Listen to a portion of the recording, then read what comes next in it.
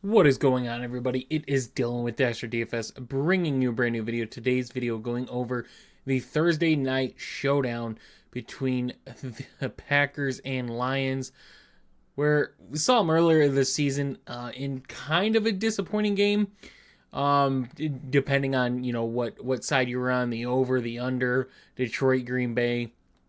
Now a few weeks down the road, both these teams played last Thursday on the Thanksgiving slate, so normally, teams get a break. They get that 10-day break at least when they play a Thursday or 9-day.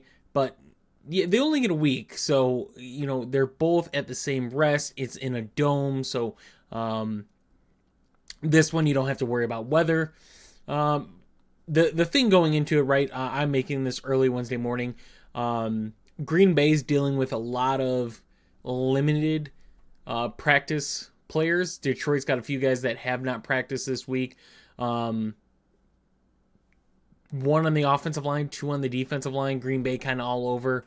Romeo Doubs, Josh Jacobs, Jair Alexander, a few other names in there. So watch that before, making your decisions on these players. So it could impact it, right? So if Detroit is missing a couple guys on their defensive line, Josh Jacobs is a good play. If Josh Jacobs doesn't play, we get some other value plays here. But going on it, Amon-Ra, I think a solid matchup for him.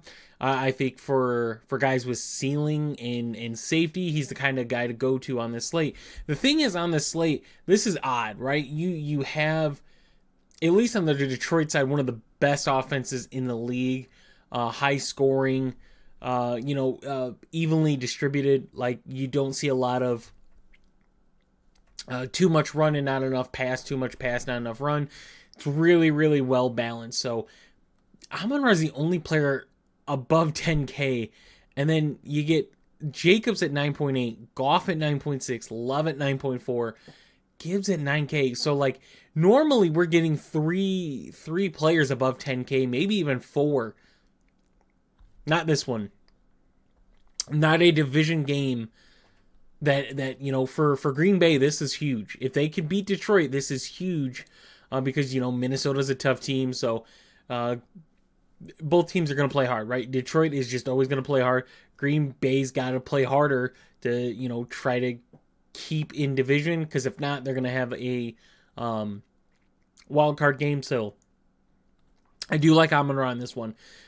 I'd watch Josh Jacobs and watch the Detroit defensive line injuries. Kind of saw Josh Jacobs against Detroit, almost pop off for 100 rushing yards, averaged just 7.3. It was one of the few games Detroit has gotten beaten by running backs. Now, granted, compared to the rest of, Josh Jacobs games, especially as of late, right? 20 plus in the last 3 games. It's not as good, but when you're only getting 13 carries, it's not the worst. Now, I will say, will I love Josh Jacobs over Jordan Love, right? Detroit has gotten beaten by wide receivers. Quarterback, not so much. Now, why is that? Detroit gives up a lot of receiving yards. What Detroit doesn't do is give up a lot of touchdowns, passing touchdowns at that, which means quarterbacks aren't getting the passing touchdowns against them. Jordan Love, kind of on the other side of that, right? 20 passing touchdowns in the last 3 games.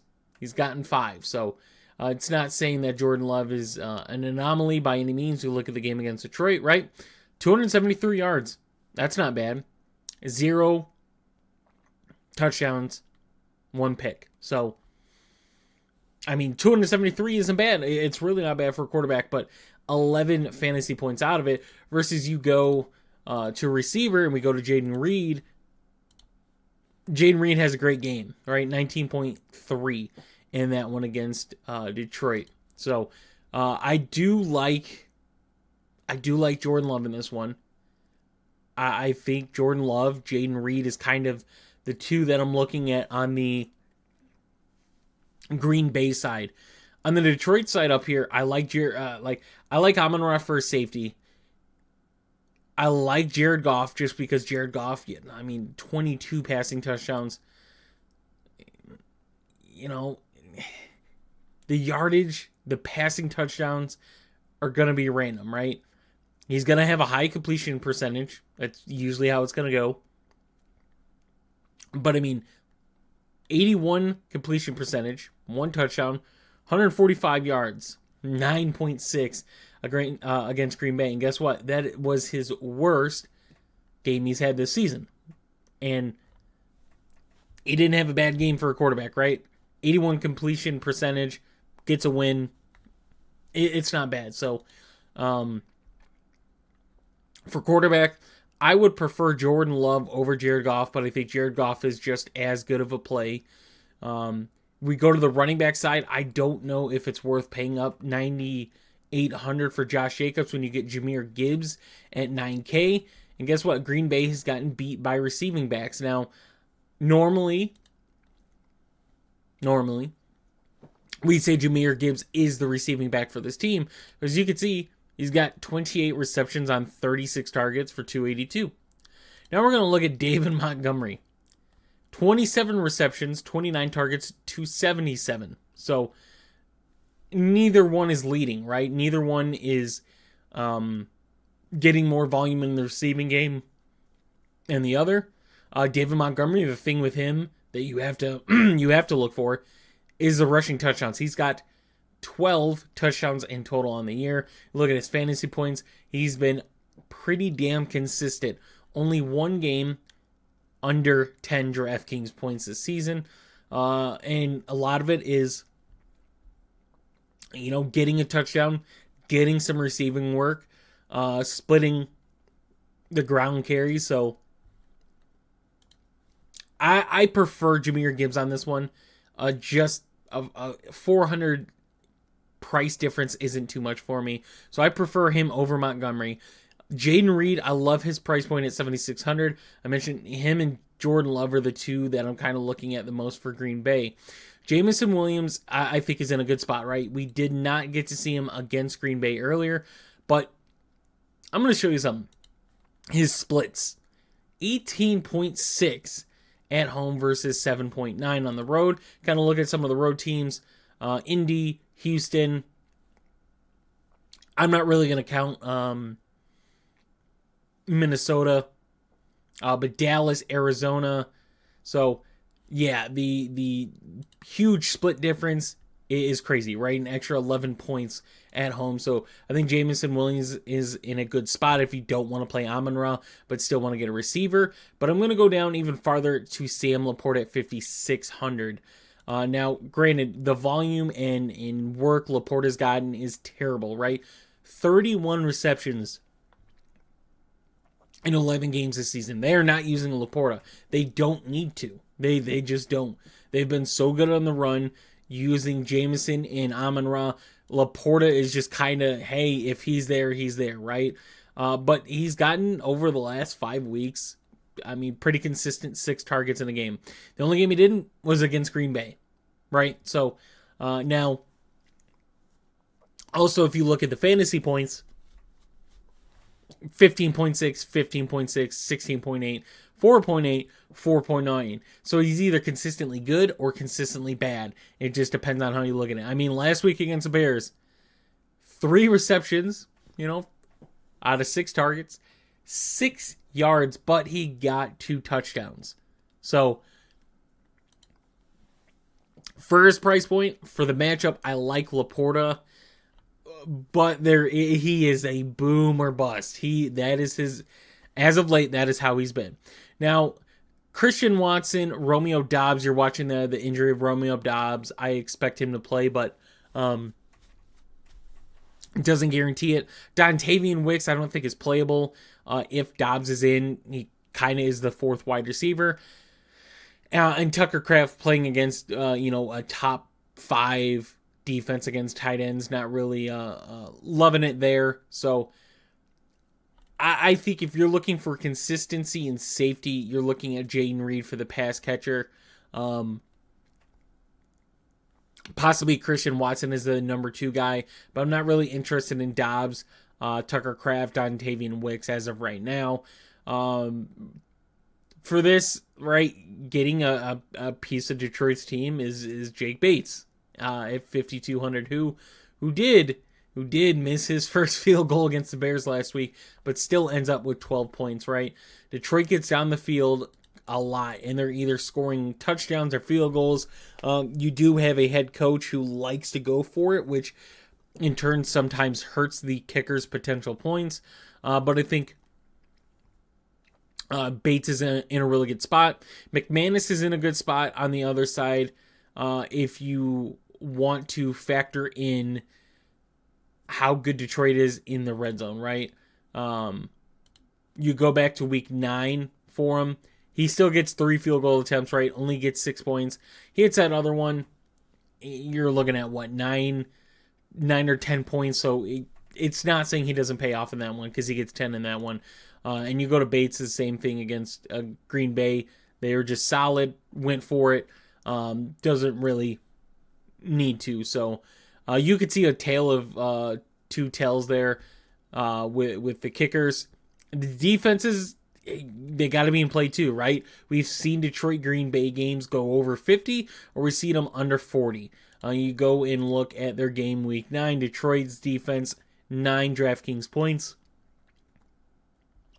Gets the defensive touchdown. I'm trying to remember it off the top of my head, and I don't think I can. I'd like to say it was a pick 6, but I don't know. I'm assuming pick 6 because I can't remember a special teams touchdown. And on the Packers against Detroit, 2 points out of that one. Just 1 sack in it, but 261 yards. So both defenses are in play. Both kickers are in play. I would rather not be as high on the defenses as I normally would. I would probably put that exposure into the kickers more. Just getting, points. Down the season, these teams are going to play tough, right? That's just how it's going to be. Playoffs are coming up soon. Seeding matters. So going down on the list, right, what I'm kind of looking at is the backup running backs for Green Bay with Josh Jacobs being limited. Emmanuel Wilson stands out just a little more. You look on the season, 68 rushing attempts for 332 yards and averaging 4.9 per carry, 12 targets, right? But then you look at Chris Brooks. 10 targets, but you kind of look at where those 10 targets came. His last 5 games he's played for Green Bay is where he's gotten them all. On the ground, hasn't looked the worst either. So averaging 4.6 this season. I just would prefer Emmanuel Wilson and getting exposure to it, right? Granted, you're playing against a defense that plays running backs pretty damn good. But if Detroit's missing, 2 defensive tackles in this game, that is a huge blow to them. So getting some exposure in the backup running backs with, Josh Jacobs being limited. We'll find out later today whether his injury is going to really affect him or not. I imagine he plays in this one. But having that handcuff in Emmanuel Wilson at 2K isn't bad. Other than that, there's not a lot down here for value. Brock Wright is also playable, right? He's just a dart for it. Granted, has touchdown upside. I'm not too invested in it. I would rather, go for a backup running back, but kind of the lowest we're looking at on the slate is Emmanuel Wilson, Brooks, Brock Wright, Tim Patrick's there, but I'm not really too high on Tim Patrick, and this one is either. But luckily, the prices of these top guys is not crazy, right? So some I haven't done in a while, and just because of how quick this video went, we're gonna try to fill out a line for you guys. So I'll throw Laporta in there, I'll throw Jaden Reed in there, and then I'm gonna throw as my captain, I'm gonna put Jahmyr Gibbs. Leaves us with 77, and I want to see what we can do. So we got 3 spots left. I have 2 Detroit, 1 Green Bay. So let's throw in McManus at 5. That leaves us with 91. Man, I'm going to go with Jordan Love at 94. Leaves us 89. And for the sake of it, this is tough. But we'll go Jameson. So we'll get Jaden Reed, Jordan Love on one side, Gibbs, Laporta, J-Mo on the other. So I think you could flip it right. You can go Jared Goff. I don't have a problem with that. 4-2. It's not the worst thing, right? Detroit at home. So getting Jared Goff, J-Mo, Laporta, Gibbs, fading Amon-Ra Montgomery.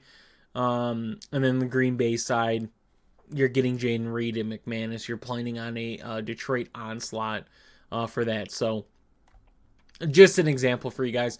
I hope you did enjoy the video. If you did, please leave a like and subscribe. If you guys are interested in my main slate player pools, props and bets for showdowns and the main slate, as well as our FanDuel side of this, check out the link for our website for a subscription package, which is very, very cheap. You guys are all, by all means, just, browse, kind of see a few of the things we have on the website, but everything else is pretty much for subscribers. So hope you guys enjoyed, and I'll see you in the next one.